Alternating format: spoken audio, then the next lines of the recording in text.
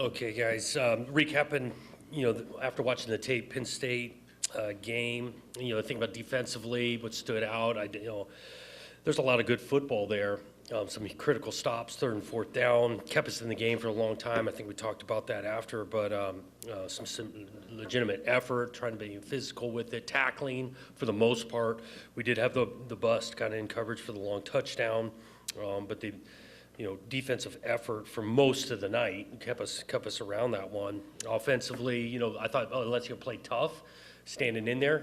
We got to continue to find ways to keep him upright, and that's 11-man. I've said it before, but some of the timing on things could have been better to keep him upright, but we got to protect him better too. In that, I did think Elijah had some good runs in there.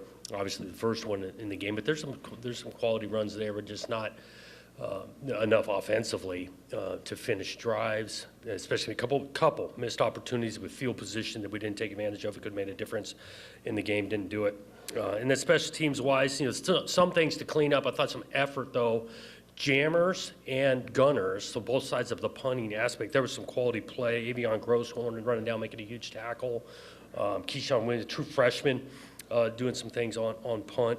Eckley had some good hang time and direction there. So we're going to need it head into this week with the outfit we're playing on special teams, and I know we'll get into those guys. And so give Iowa a ton of respect, deep respect, really, for Coach Ferentz and winning his coach in Big Ten history. Been doing it at a high level for a long time and in a first-class manner. The way he operates, and this team is similar to what they're known for. They play really good defense, make it hard in a lot of ways, whether you're trying to run it or throw it. The quarterback makes a difference. His experience you can see on tape and making good decisions with it. It complements a really good run game, which Iowa again is known for. Throw in then the special team side, big time returner. They make it difficult and a hostile place to play. So all that combines to a real challenge that.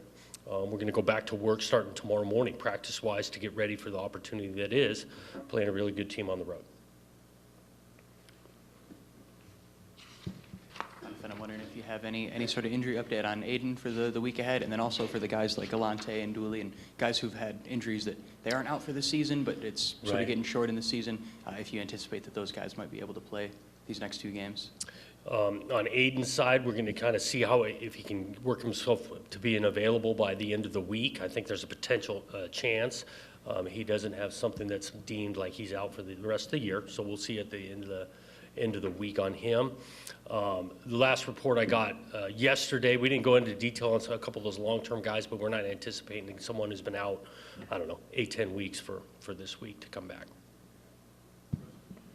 I'm wondering when you went back and did look at the offensive line, and what were the pluses and minuses you saw, particularly with the young guys, and when you look at the lumps that they've taken the last few weeks, how important is that for long-term development for those guys? In particular, I'm thinking like obviously Rustin and Rakeem. The two redshirt freshmen. Yeah. Yep.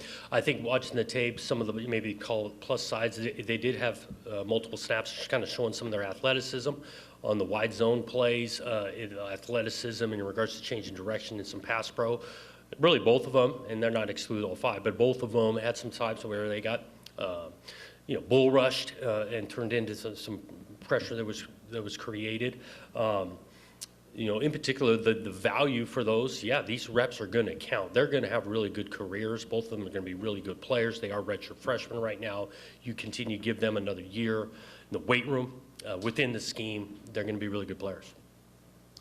Coach, one of the most consistent things throughout the entire season has been the play of Ryan Eckley.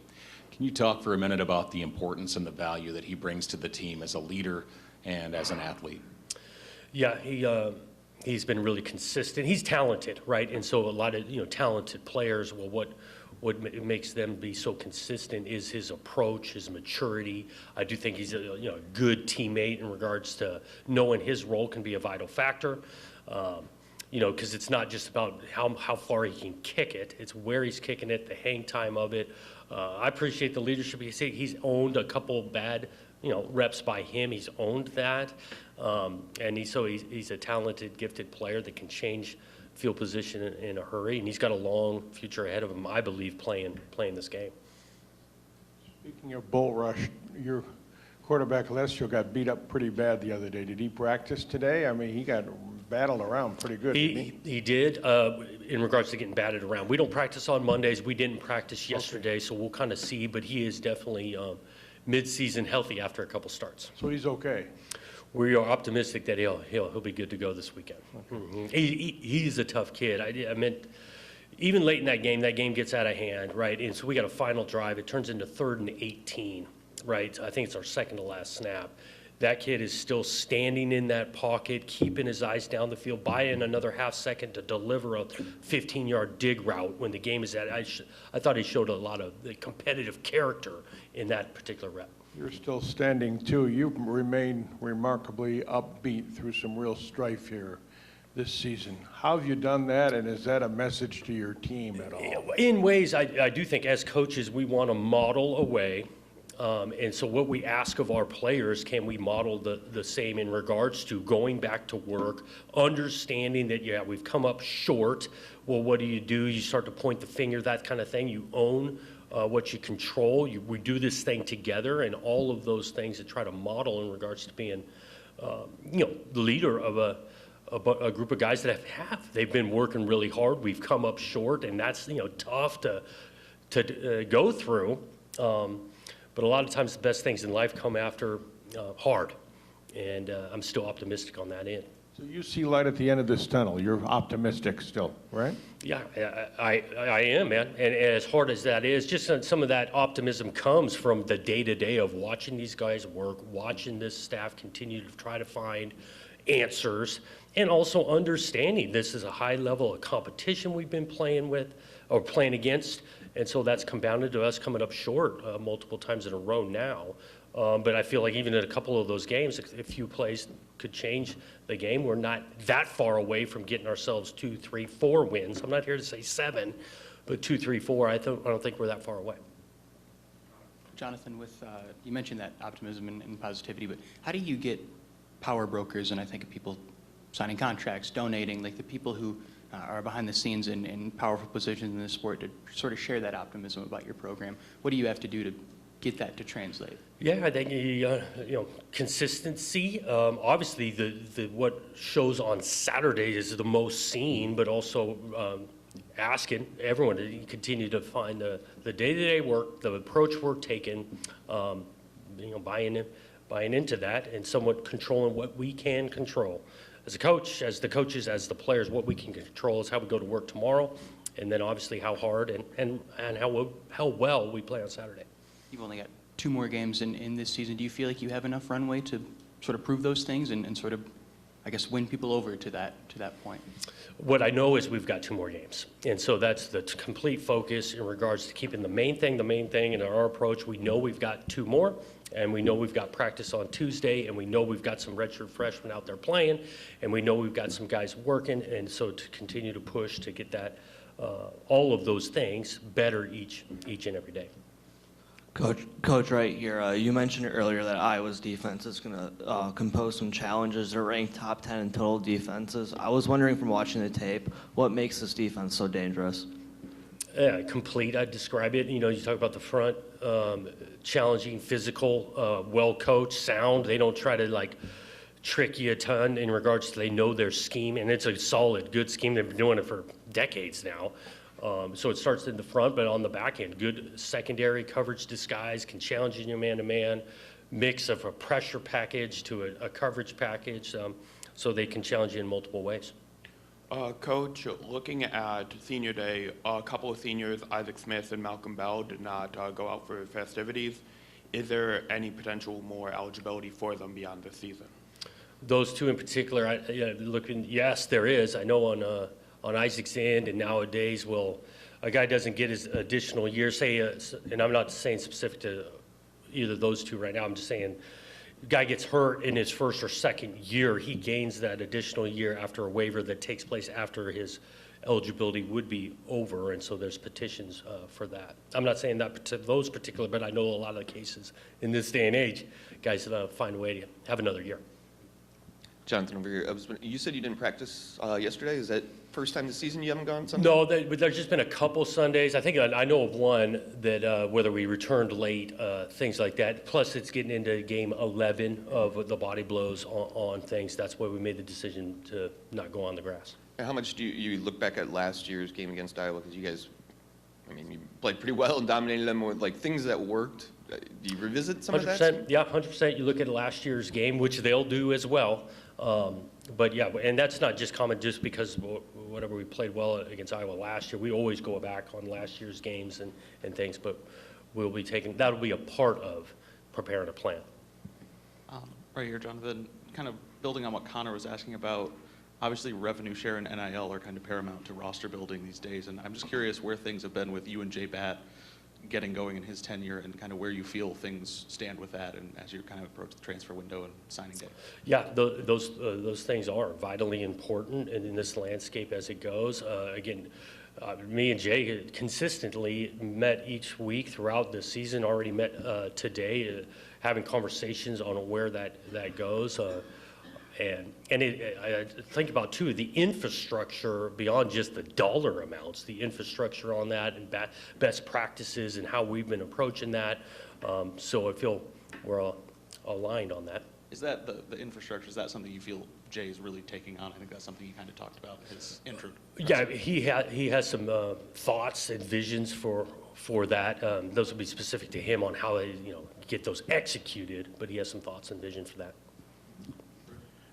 You mentioned about their quarterback. Obviously, Gronowski has won a national title, and I'm wondering how much does he make their offense different than a year ago when you faced them? Well, I just thinking about specifically what I've seen this year, decision-making, his ability to run, command of the offense, you can see it, get him in and out of plays. His experience shows up on tape with just the positive plays he makes versus how many small amount of negatives. Jonathan, you came in here with a plan, obviously one that had worked before. Maybe took a little longer than you wanted in Corvallis, but are you surprised at the pace of the build here, and what's been the biggest problem to getting it at the rate you want it done? Right. I don't know about surprise.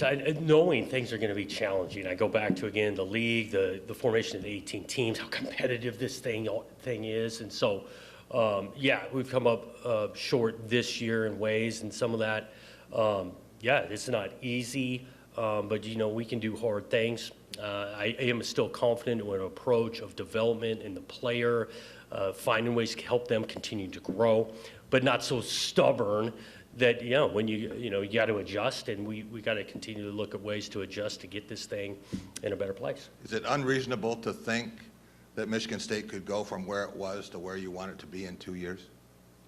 Yeah, I don't know about unreasonable. I know on our end, we're not happy sitting here without a win in conference play. So whether it's unreasonable or not, there's genuine frustration with the not having a win yet, and we're continuing to, stay in the fight to get one.